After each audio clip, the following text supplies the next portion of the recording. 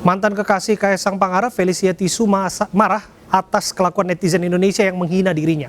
Felicia pun melaporkan kasus ini ke polisi Singapura. Felicia melaporkan pemilik akun Cute Magic Man 007 ke polisi Singapura pada 24 Mei waktu setempat. Lantaran akun tersebut berkomentar di salah satu unggahan Felicia di Instagram. Menurutnya akun tersebut telah menghina dirinya dan keluarganya, serta mengungkit kandasnya hubungan cinta Felicia dengan putra bungsu Presiden Joko Widodo, Kaisang Pangarep. Felicia merasa terancam. Felicia pun akan kembali mengunci akun Instagram miliknya.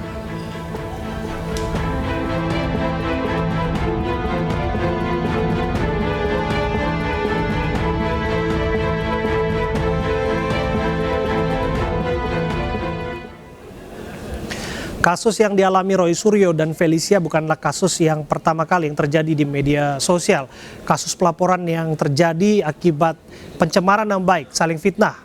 Dan bagaimana seharusnya netizen membicarakan ataupun menanggapi hal ini, kita akan berbincang bersama dengan pegiat media sosial Enda Nasution. Assalamualaikum, selamat malam Mas Enda. Assalamualaikum, Mas Abraham, apa kabar? Ya, baik Mas Enda, saya berharap Anda juga baik-baik di sana. Satu hal Mas Enda, soal laporan di media sosial ini bukan pertama kali terjadi. Justru apa yang Anda nilai mengenai pemicu saling lapor orang-orang yang dianggap kompeten, dianggap intelektual, mengetahui betul bagaimana etika bermedsos?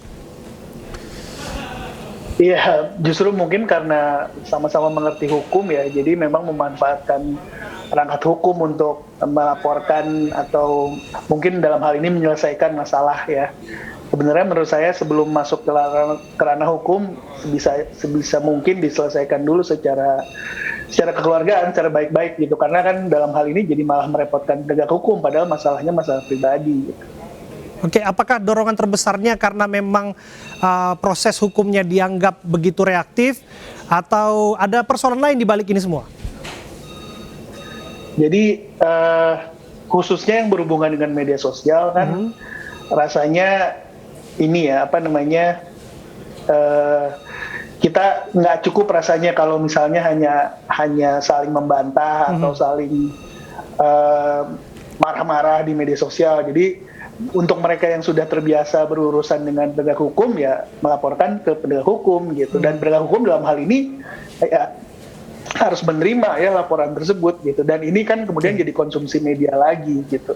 Itu juga yang diharapkan oleh para pelaku para mereka yang tersangkut dengan dalam peristiwa-peristiwa ini sebenarnya gitu.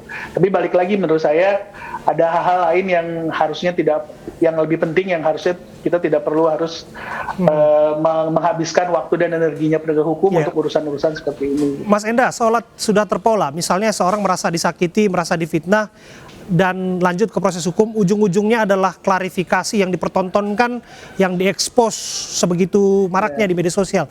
Apakah memang sudah demikian adanya? Jadi sebenarnya kalau selesai dengan permintaan maaf yang diklarifikasi dan diunggah lagi ke media sosial, itu sebenarnya sebuah alternatif solusi yang lebih baik ya dibandingkan kalau misalnya kemudian harus terus melalui proses hukum, ada pemeriksaan sampai ke pengadilan kan. Habis lagi waktu dan energi kita gitu. Jadi sebenarnya saya sih mengharapkan khususnya untuk kasusnya Roy Suryo dan Lucky ini sebaiknya bisa diselesaikan secara kekeluargaan dan bisa bertemu, lalu kemudian mencari jalan tengah di situ gitu ya. Oke, satu hal soal payung hukum ini terakhir, Mas Enda, apakah Anda melihat soal payung hukum ini sudah menjadi wadah yang cukup mumpuni, cukup tepat untuk mewadahi transaksi dan aktivitas di media sosial kita? Jadi yang sudah ada sekarang tidak sempurna tentu ya, yang ada di Undang-Undang ITE sekarang tidak sempurna, ada problem di situ, salah satunya yaitu tadi sebenarnya siapa kalau dia mau dia bisa membawa problem yang dihadapi itu ke ranah hukum gitu. Cuman ya itu tadi harus ada kebijakan dari penegak hukum juga untuk tidak selalu harus menerima semua laporan atau menindaklanjuti laporan, dan bahkan bisa memberikan masukan agar ini diselesaikan secara baik-baik, secara kekeluargaan gitu. Kemarin kalau nggak salah arahan dari Kapolri juga untuk ada yang namanya restoratif justice ya. Betul.